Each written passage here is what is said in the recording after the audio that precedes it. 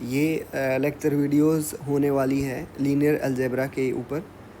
तो आज ये हमारा पहला लेक्चर है जिसमें हम डिस्कस करेंगे मैट्रिक्स और उसकी डेफिनेशंस और कुछ टाइप ऑफ मैट्रिक्स के बारे में। तो सबसे पहले मैट्रिक्स क्या होता है कि मैट्रिक्स होता है n m cross n matrix is rectangular array of m multiply n elements या फिर नंबर्स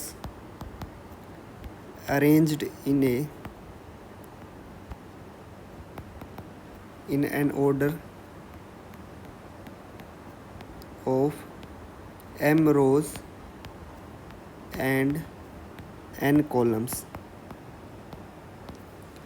ओके, तो m cross n matrix let us assume इसको डिनोट कर देते हम।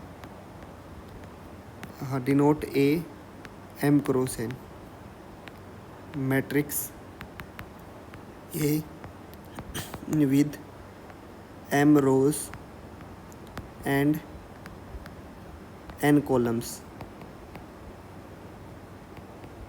ओके, तो a m क्रॉस n को लिखेंगे हम कुछ इस तरीके से, ये square bracket m cross n, m rows, first row a11 first element, second a12 a1n।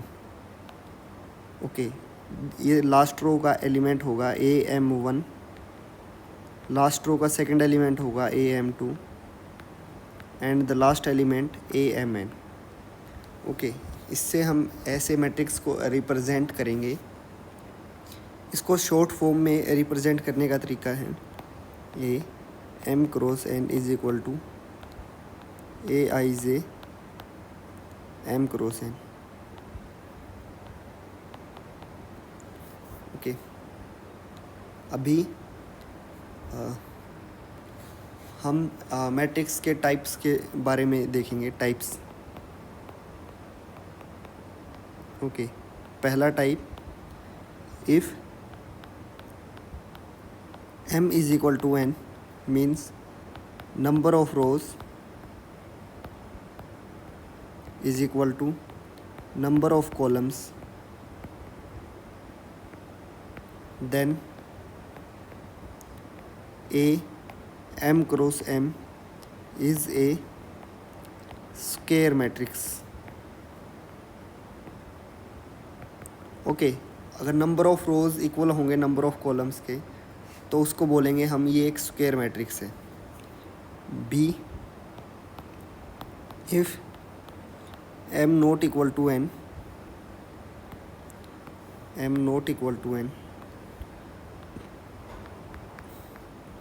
then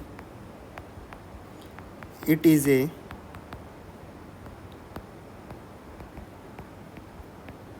rectangular matrix। Okay, C point है, if m is equal to 1 then it is a row matrix. a1 cross n row matrix को represent करेंगे। हमारे पास एक row है only, a11 a12 a1n। Okay, only one row. अगला type है D, column matrix. If number of row n is equal to 1, number of column sorry, if n is equal to 1 then it is a column matrix. Okay, इसको represent करेंगे B m cross 1। ये हो जाएगा हमारा कुछ इस तरीके से, m rows 1 column, a11 a21 a31 and a last element हो जाएगा am1।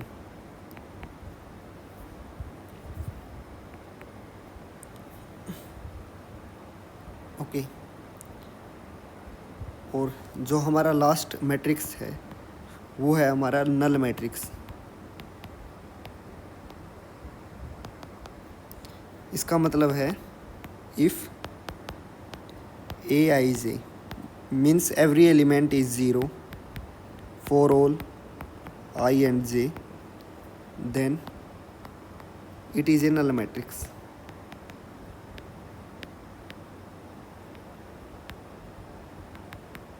इसका दूसरा नाम है zero matrix. Okay.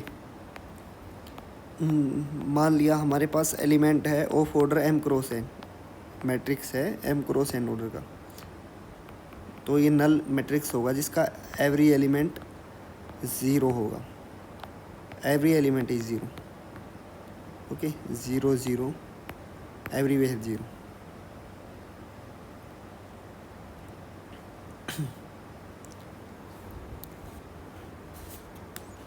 Okay, next one है हमारा types of square matrix.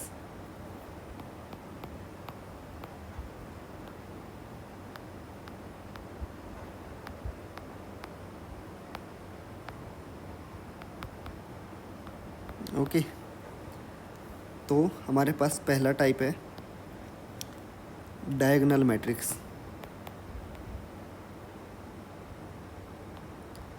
Diagonal matrix का मतलब होता है जिसकी डायगोनल एलिमेंट्स को छोड़ के बाकी सारे एलिमेंट्स नॉन ज़ीरो हों। डायगोनल एलिमेंट्स को छोड़ के जितने भी एलिमेंट बच गए वो सारे ज़ीरो हों।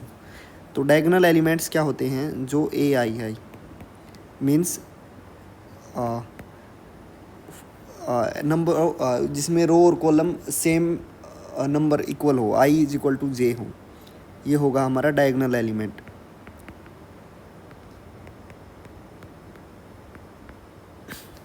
तो डायगोनल मैट्रिक्स होगा इफ़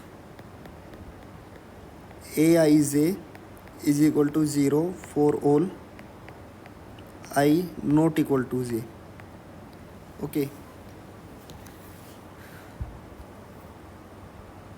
तो इसको मान लिया ए हमारा डायगोनल मैट्रिक्स है, तो इसको रिप्रेजेंट करेंगे हम।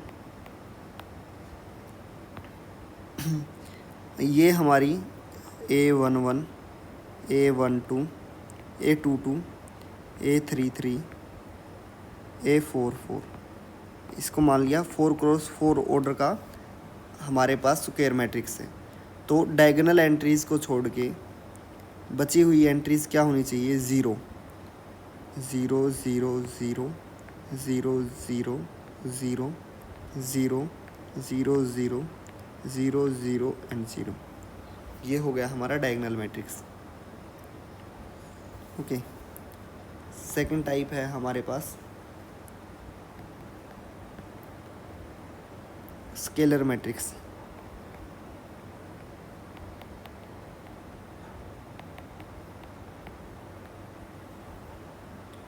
स्केलर मैट्रिक्स होगा all diagonal entries are equal, all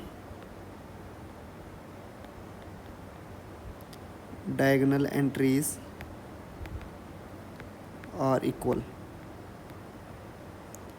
इसका क्या मतलब हो गया, इसका मतलब हो गया a i i is equal to a I j, a j j for all I and जे,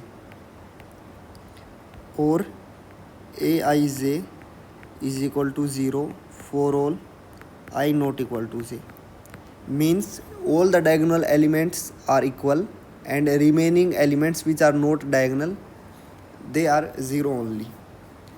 तो मान लीजिए हमारा मैट्रिक्स ए है scalar matrix of order 3x3, तो diagonal elements are equal, like ये हमने मान लिया 3 हो गया 3 हो गया 3, remaining elements must be zero. Okay, ये 3x3 ऑर्डर का मैट्रिक्स है।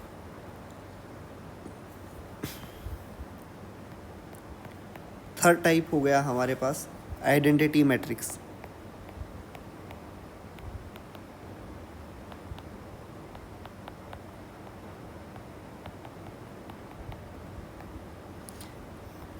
आइडेंटिटी मैट्रिक्स क्या होगा? आइडेंटिटी मैट्रिक्स होगा if Aij is equal to 0 for all I not equal to j and Aii is equal to Ajj is equal to 1 for all I and j। Means जो भी diagonal elements होंगे वो सारे के सारे equal to 1 होंगे और non diagonal element हमारे पास 0 होंगे। तो आइडेंटिटी मैट्रिक्स को डिनोट करते हैं हम आई से। तो मान लीजिए हमें 3x3 ऑर्डर का आइडेंटिटी मैट्रिक्स निकालना है, तो इसको कैसे निकालेंगे? डायगोनल एलिमेंट्स 1 और non diagonal elements are 0। Okay, ये हमारा 3x3 ऑर्डर का आइडेंटिटी मैट्रिक्स हो गया। फोर्थ टाइप है हमारे पास अपर ट्रायंगुलर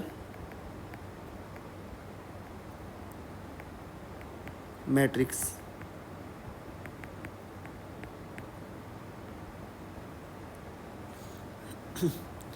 अपर ट्रायंगुलर मैट्रिक्स क्या होगा?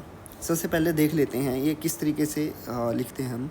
मान लिया हमारे पास ए 3x3 का मैट्रिक्स है, तो ये अपर ट्रायंगुलर तब होगा जब इसकी डायगोनल एलिमेंट से ऊपर जितने भी एलिमेंट हैं, नीचे जितने भी एलिमेंट हैं वो 0 हों, 0, और डायगोनल से ऊपर जितने भी एलिमेंट हैं वो कुछ भी हो सकते हैं, बट डायगोनल से नीचे 0 होने चाहिए। फॉर एग्जांपल 2 3 4 0 5 6 0 0 7 3x3, ये हमारे पास अपर ट्रायंगुलर मैट्रिक्स है।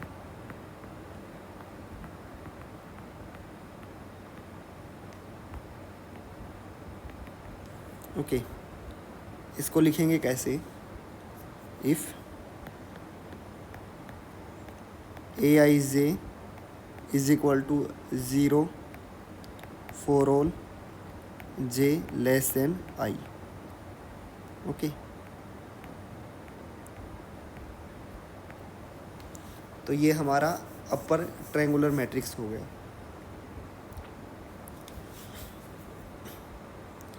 नेक्स्ट डेफिनेशन होने वाली है हमारी इक्वल मैट्रिसेस के ऊपर।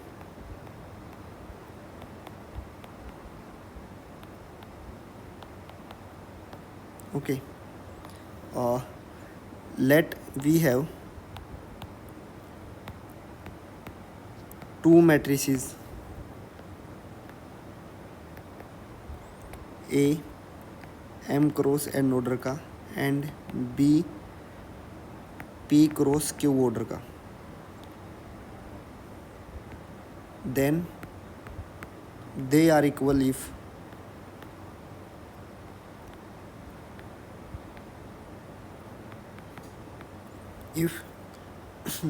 इक्वल कब होंगे?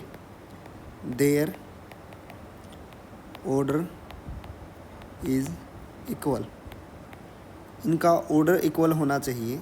इक्वल ऑर्डर होने का मतलब है m cross n is equal to p cross q। इसका मतलब है m is equal to p and n is equal to q। Okay, और सेकंड प्रॉपर्टी जो सेटिस्फाई होनी चाहिए इनको इक्वल होने के लिए, इनके कोरस्पोंडिंग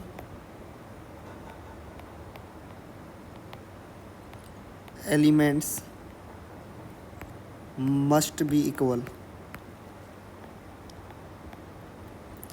इसका मतलब है Aij equal to Bij for all i and j। अगर हमारे पास ऐसा होगा तो हम बोल देंगे मैट्रिक्स इक्वल है।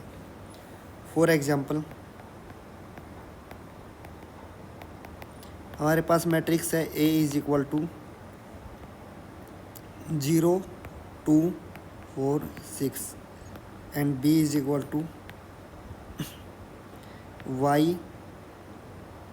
x plus 2 z and k plus 3। If A is equal to B then find value of unknowns.